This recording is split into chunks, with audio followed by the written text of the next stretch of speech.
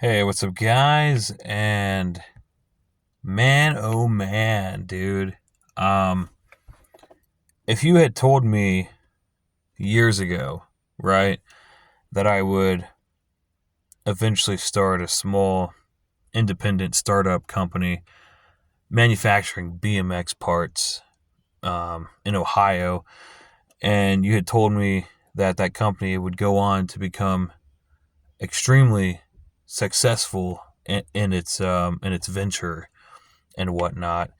Um, I don't know if I would have but really believed it back in the day. I mean, I really couldn't have even imagined or pictured something like that even coming together, you know? And it's like, here we are, fast forward 2025, like, we are doing so extremely well that it's like, it's not even funny at this point. I couldn't even imagine reaching this level of success this early on for a startup. It's crazy. It's it's unimaginable. It really is. And all I can really say is like I am completely thankful, completely blessed um for this opportunity and for the success that is coming my way. You know what I mean? We sold out our first round of sprockets in like a week. A week. Now, I had done a previous video where I think in the video I had said that we sold them out in like 2 to 2.5 weeks. I didn't realize how much time has been going by. Like the days are starting to kind of like blur together. So, like I said, I have a full time regular job as an auto technician. So I wake up, go to work, come home, sleep, and then have to have family time and stuff like that. And then I also have to fit in running this company. It's like I'm doing so many different things at one time. I just kind of assumed and felt like that 2 weeks had passed since the first round. But then when I went back and checked, I had no idea that, oh my God, we had sold the first round out in only a week. That is insane to me.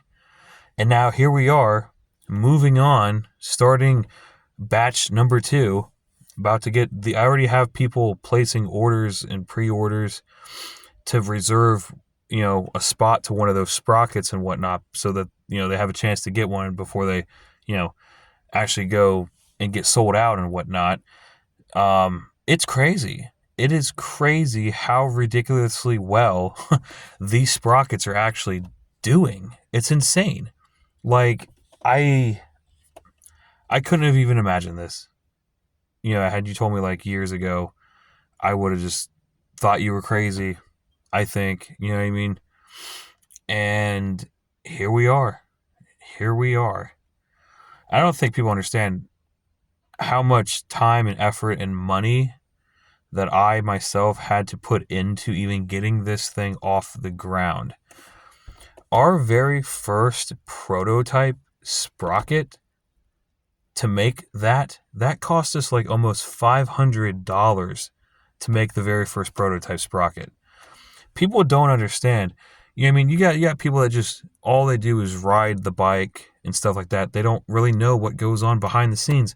They don't know the business end of things, the manufacturing end of things. It's like unless they've been there and done that, they don't understand how much money it actually takes to design a prototype, to hire out a machine shop that even wants to actually even take on the job. And you have to have so many different moving parts that come together in unison to make something like this actually happen. And you have to have the financial, you have to have the funds to also make something like this come together.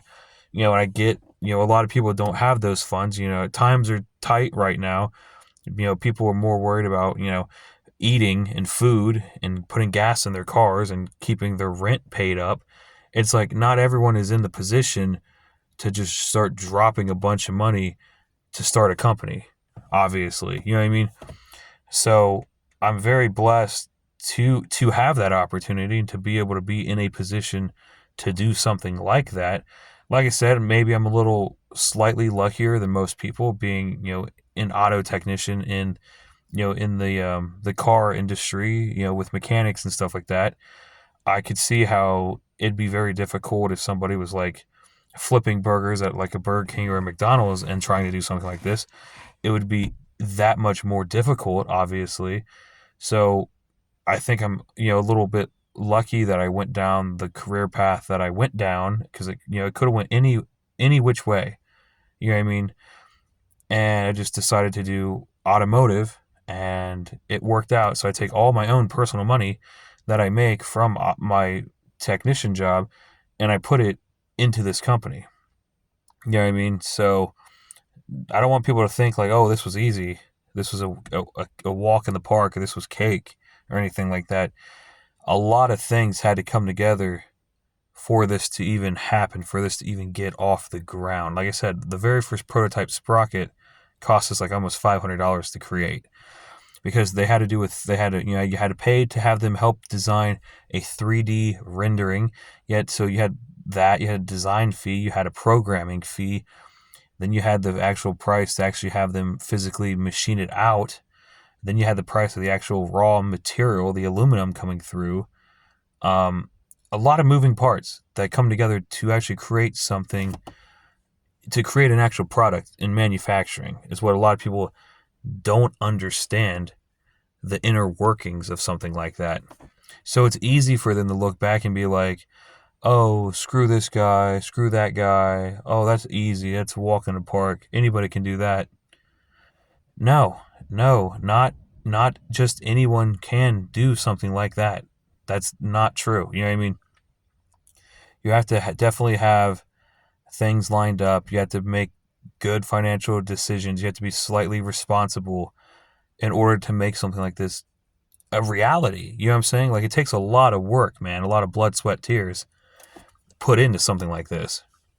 And then obviously, so with anything, if I was doing bars, forks, frames, anything, the very first prototype, the very first produced prototype of anything is always typically going to be the most expensive, because it's from scratch. It's a very first one-of-one creation.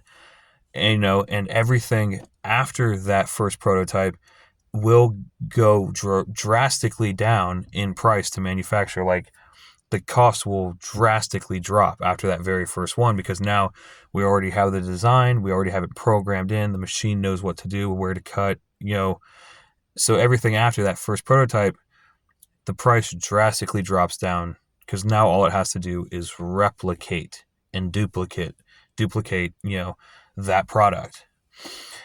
And then I also started learning that obviously the higher of quantity that you produce, the cheaper that each one of those individual parts will be.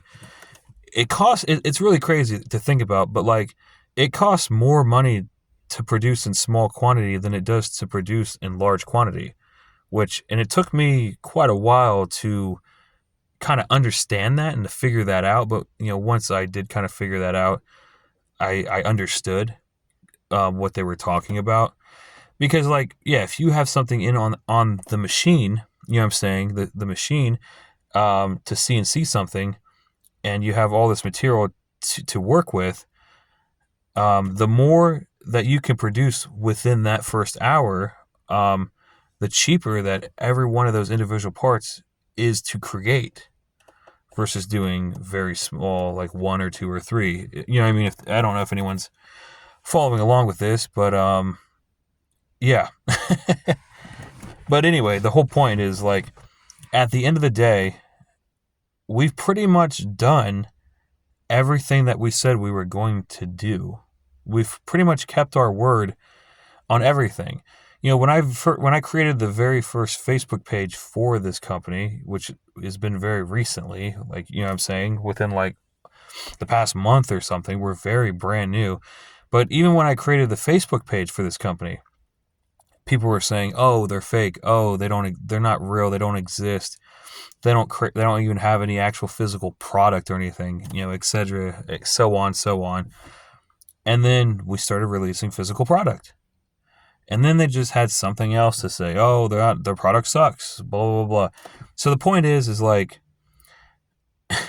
people are going to find any little thing to nitpick or to troll on about. You know what I mean? Any little tiny thing, any tiny chink in the armor that they can find, they're going to do it. But the funniest thing is, like, also at the end of the day, no matter what those types of those trolls, hecklers, bullies, people who are harassing and threatening people, right? No matter what they say, it doesn't really affect me, because they can say that my products suck all day long. You know what I'm saying? That's not going to affect me with product. That's not going to affect production. That's not going to affect me releasing product. You know what I'm saying? It's not going to do anything. So they can sit there and whine and complain and talk trash all they want about us. Operations are going to just continue on as normal, regardless of what they think or say. You know what I mean? Like, we're not losing sleep over their opinions. You know what I mean? I every day, wake up, we have some made, we package, we ship, repeat day after day after day. It's like a cycle. This operation is just going to continue on as normal, like, regardless of what people's opinions or thoughts are. You know what I'm saying? If that makes sense. So it doesn't really matter what they're saying. I'm going to keep doing me. They can keep doing them. And that's really it. You know what I'm saying? Yeah. Oh, we're going to start releasing t-shirts and merch and stuff here soon as well, actually. So be on the lookout for that stuff. I'm in the process of designing different stuff as well. So, but that's going to pretty much do it for this one. We're going to jump off here, and we will see you guys in the next video.